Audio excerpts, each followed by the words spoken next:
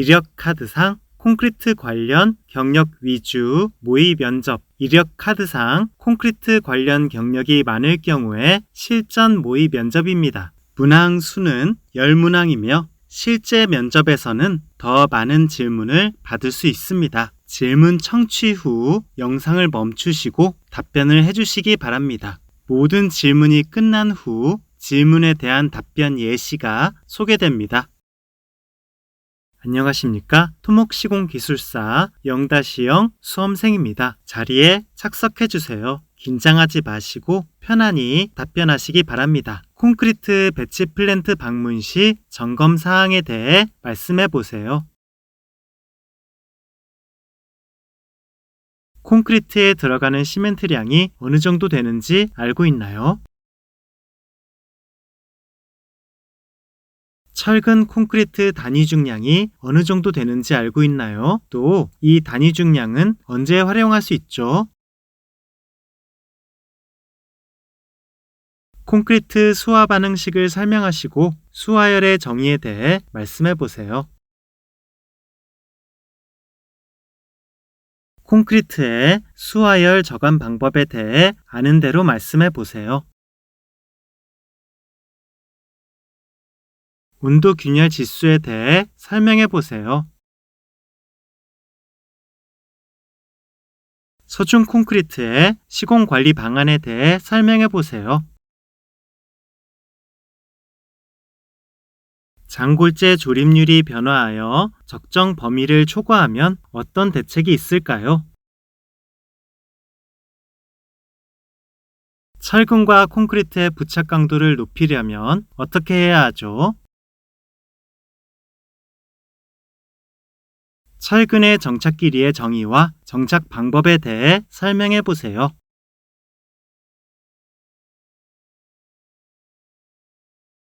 콘크리트 배치 플랜트 방문 시 점검 사항에 대해 말씀해 보세요. 네, 교수님 질문에 답변 드리겠습니다. 배치 플랜트 방문 시 먼저 저는 골재와 시멘트, 혼화재 등의 보관 상태를 보겠습니다. 왜냐하면 재료의 품질 관리가 레미콘에 미치는 영향이 크기 때문입니다. 골재 야적장에 지붕, 배수, 살수 장치가 설치되어 최적의 상태로 보관되어 있는지, 또 시멘트나 혼화재가 투입부에 잠금 장치가 있는 밀실한 사일로에 보관되어 있고 재고량을 확인할 수 있는 계량 장치가 적용되어 있는지 확인하겠습니다. 또 레미콘 차량의 세척 중 발생하는 폐수수 관리를 위한 폐수 처리 시설을 확인하고 레미콘 차량용 세륜기가 잘 구비되어 있는지 확인하겠습니다. 콘크리트에 들어가는 시멘트량이 어느 정도 되는지 알고 있나요? 답변 드리겠습니다. 콘크리트에 들어가는 시멘트량은 버림 콘크리트, RCCD, RCCP 등에 적용하는 빈배합 콘크리트에서 약 150kg/. 세제곱미터, 한중 콘크리트나 프리스트레스드 콘크리트에 적용하는 부배합 콘크리트에서 약 300kg/. 세제곱미터입니다. 철근 콘크리트 단위 중량이 어느 정도 되는지 알고 있나요? 또 이 단위 중량은 언제 활용할 수 있죠? 답변 드리겠습니다. 철근 콘크리트의 단위 중량은 약 24kN/. 세제곱미터입니다. 이 단위 중량은 거푸집 층압을 계산할 때도 활용되고 상재 하중이 콘크리트라면 부피에 곱하여 상재 하중을 계산할 때도 활용됩니다. 콘크리트 수화 반응식을 설명하시고 수화열의 정의에 대해 말씀해 보세요. 콘크리트 수화 반응식은 CaO 플러스 H2O는 CaOH2, 즉 시멘트의 성분인 석회에 물을 부어 수산화 칼슘이 되는 것이 수화 반응입니다. 그리고 수화열은 수화 반응 과정에서 다량의 열이 방출되는 것인데 g당 125칼로리의 수화열이 발생합니다. 콘크리트의 수화열 저감 방법에 대해 아는 대로 말씀해 보세요. 답변 드리겠습니다. 시멘트 사용 시 중용열 시멘트나 저열 시멘트를 베이스 시멘트로 사용하면 기본적인 수화열이 적게 발생하고 플라이 애쉬, 고로 슬래그 등을 첨가하면 2차 반응으로 수화열 발생을 억제시킬 수 있습니다. 또 고성능 감수제나 고성능 AE 감수제를 활용하여 단위 수량을 저감시키면 수화열이 저감됩니다. 그런 조치에도 불구하고 수화열에 의한 대책이 필요할 시에는 골재나 배합수 재료를 배합 전 냉각시키는 프리쿨링 공법이나 파이프 쿨링과 같은 포스트 쿨링 등의 조치로 수하열에 의한 온도 응력을 저감시켜야 합니다. 온도 균열 지수에 대해 설명해 보세요. 답변 드리겠습니다. 온도 균열 지수란 콘크리트의 내외부 온도차에 의한 온도 응력분에 콘크리트가 견딜 수 있는 인장 강도로 구조물의 목적에 따라 온도 균열 지수 목표값을 정하여 관리하는 개념입니다. 온도 균열 지수가 클수록 온도 균열이 방지되며 온도 균열 지수의 간이법 공식은 상대적으로 내부 구속 응력이 큰 경우에는 내외부 최대 온도차 델타 TI분의 15,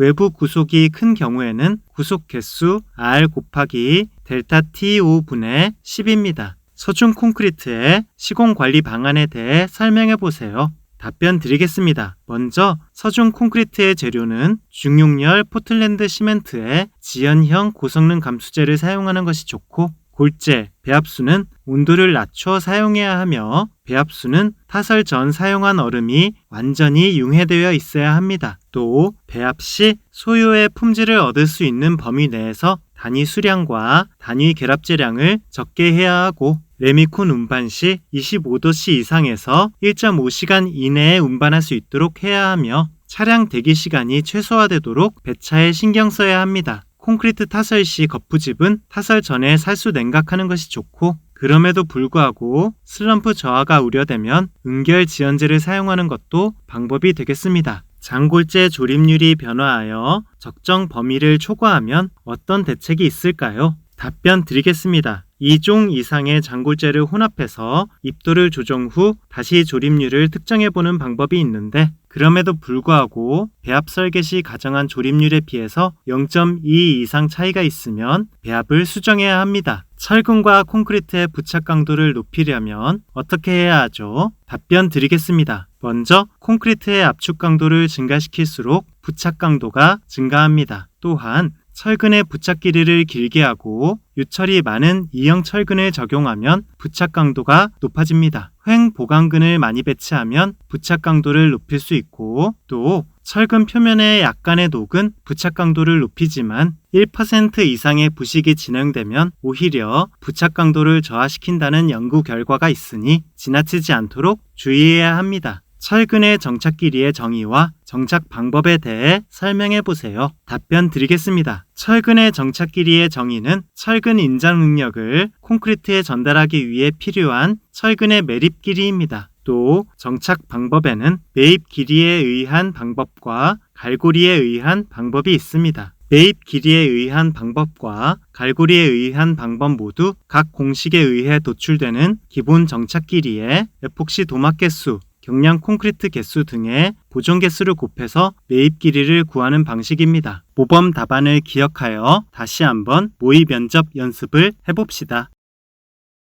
안녕하십니까. 토목시공기술사 0-0 수험생입니다. 자리에 착석해주세요. 긴장하지 마시고 편안히 답변하시기 바랍니다. 콘크리트 배치 플랜트 방문 시 점검 사항에 대해 말씀해보세요.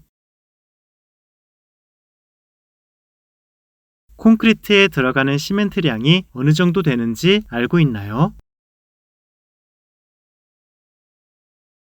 철근 콘크리트 단위 중량이 어느 정도 되는지 알고 있나요? 또 이 단위 중량은 언제 활용할 수 있죠? 콘크리트 수화 반응식을 설명하시고 수화열의 정의에 대해 말씀해 보세요. 콘크리트의 수화열 저감 방법에 대해 아는 대로 말씀해 보세요. 온도 균열 지수에 대해 설명해 보세요. 서중 콘크리트의 시공 관리 방안에 대해 설명해 보세요. 장골재 조립률이 변화하여 적정 범위를 초과하면 어떤 대책이 있을까요? 철근과 콘크리트의 부착 강도를 높이려면 어떻게 해야 하죠? 철근의 정착 길이의 정의와 정착 방법에 대해 설명해 보세요. 긴 시간 수고하셨습니다. 그럼 오늘은 이만.